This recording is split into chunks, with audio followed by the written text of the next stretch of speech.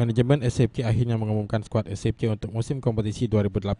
Pada musim ini, Laskar Wongkito dipenuhi pemain bintang yang berkualitas.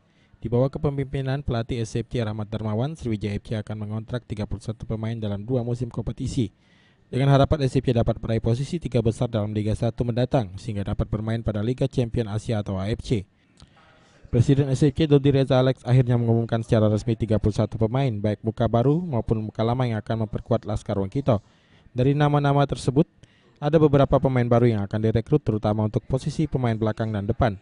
Teja Pakualam, Sandi Firmansyah, Diki Yusron, dan Rangga Pratama.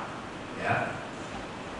Kemudian posisi belakang yang pertama adalah Zalnando, Samuel Christiansen, Novan Setiasa Soko, Marco Merauke, Alvin Tuasalamoni, Saifullah Maulana, Ahmad Faris.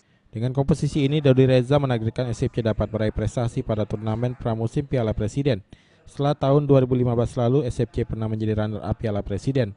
Menurutnya, Piala Presiden bukan target utama, namun Liga 1 adalah prioritas SCFC menjadi juara. Jadi bisa dikatakan bahwa tim kita ini 95% sudah siap dengan diumumkannya nama-nama ini.